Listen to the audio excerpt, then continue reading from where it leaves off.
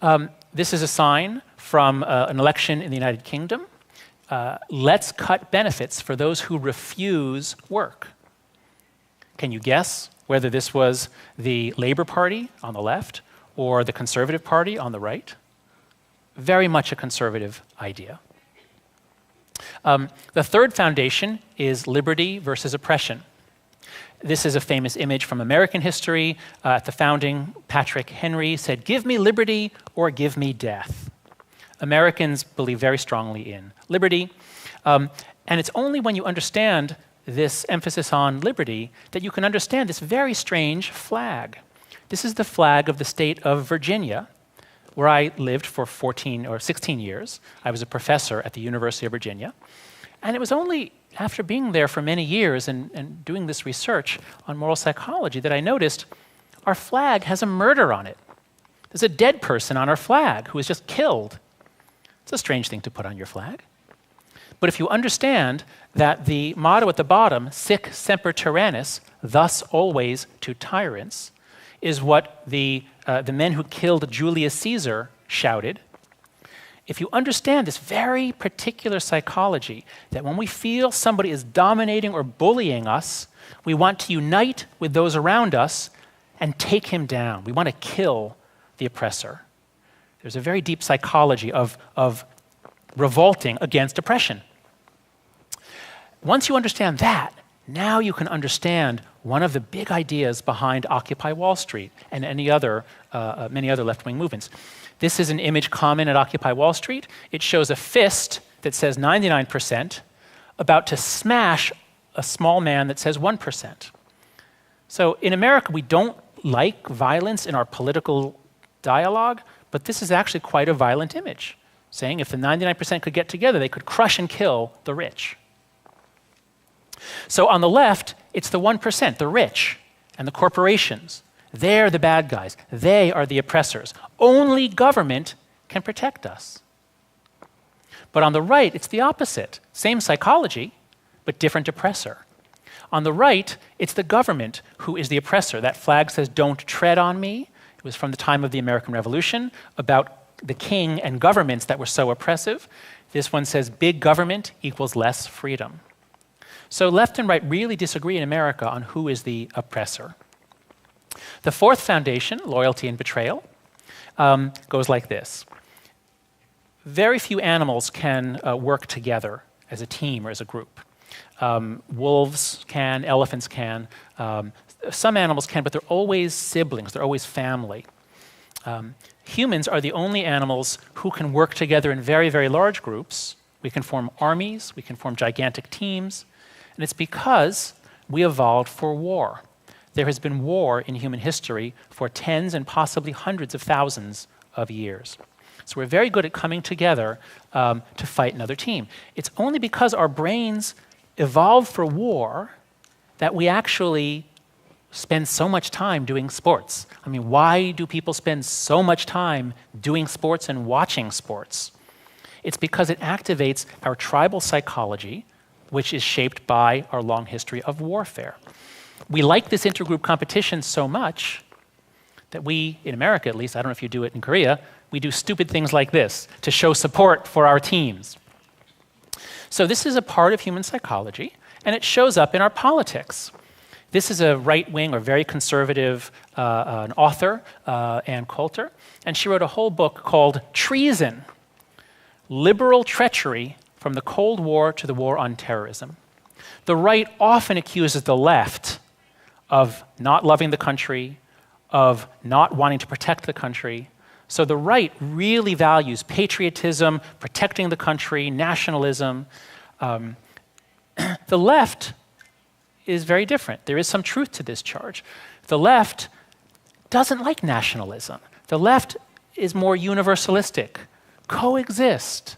God bless not just America, as the conservatives say, God bless the people of every nation.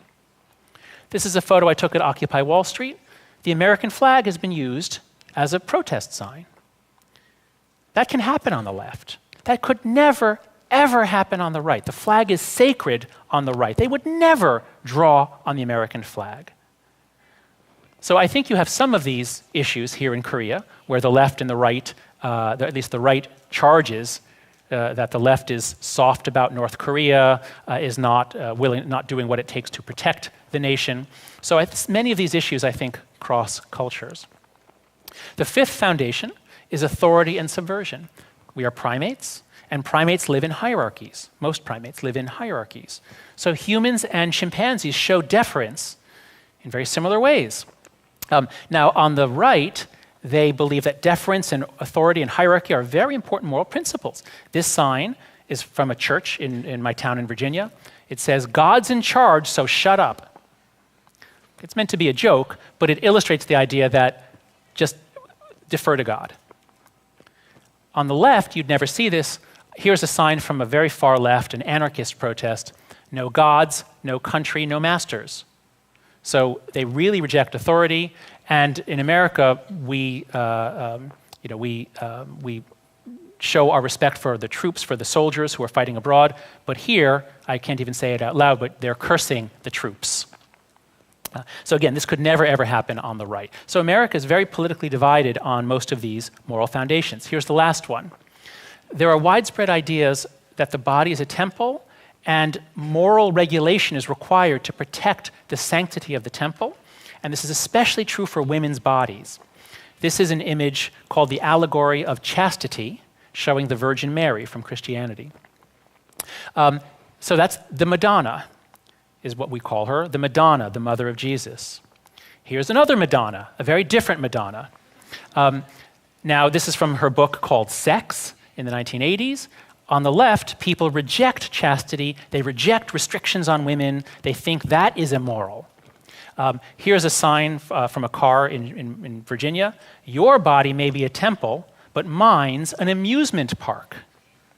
Again, liberals laugh at conservatives for their limited or prudish attitudes towards sex. Here's a sign from Occupy Wall Street: "Nothing is sacred." I don't know what it means, but it could never appear at a conservative rally where many things are sacred. Loyalty stuff? No, that's nationalism. That's bad. And the kinds of people who move to the right, who tend to like more order, stability, tradition, wouldn't it be better if they learned about politics and learned about what motivates liberals and conservatives and what each side is right about, let each side make its best case? Why not? The yin-yang symbol means that left and right are not enemies. Left and right are often complementary, like male and female, or night and day. So to put this all together, I conduct research at a website called yourmorals.org. And when we look at the questions, we have many surveys, but overall, here's what we find. When people come to the site, they register as being either very liberal, if we show their data on the left, to all the way to very conservative on the right.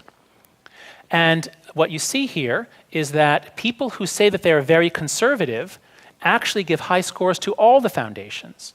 They value care, fairness, liberty, loyalty, authority, sanctity, all of them. But people on the left only value 3 of them, and they put care above all. Protecting the vulnerable, protecting victims. That's what morality is really about. All this loyalty stuff, no, that's nationalism, that's bad. Sanctity, that's just restrictions on women and chastity, that's bad stuff. So this is the basis of the American culture war. And from what I'm hearing in Korea, some aspects are similar.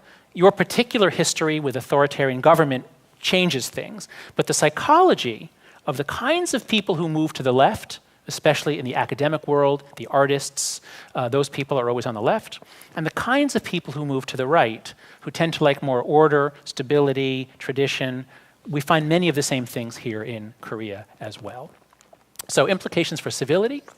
Liberals build their moral matrix or moral world mostly on care and fairness. They see conservatives as cruel, callous enablers of corporate exploitation. Conservatives, on the other hand, build their moral matrix on all 6 foundations. They see liberals as naive people who are willing to trample on fairness as proportionality, on economic liberty, on authority, and sanctity. But if this is the way people see each other, well, of course they hate each other. Each side looks really bad to the other side.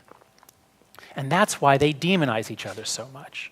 This brings us to the final principle of moral psychology. There are some examples on this planet of large-scale cooperation, but there are very few. This is a beehive. This is a gigantic termite mound, about 20 feet tall, about 8 or 9 meters, 7 or 8 meters, let's say. Creatures that can build gigantic structures are always siblings. That's how the bees and the ants and the wasps and the termites do it. They're all children of the same queen. There's only one creature on this planet who can build large structures without being sisters and brothers, and that is humans. Wherever you find civilization, you always find temples. You do not find the origins of civilization without it beginning with temples. This is ancient Babylon, and this is a model of ancient Tenochtitlan in Mexico. So you always have temples. These are Muslims at prayer in Mecca. So the interesting psychology here is that when people circle around something, it could be a god, it could be a rock, as in this case, it could be a tree, a sacred tree, a river, an ancestor. People love to circle around something. And when they circle around something, they become one, and they can trust each other, and they can fight wars against others, and they can build great cities. It's a very interesting aspect of human psychology.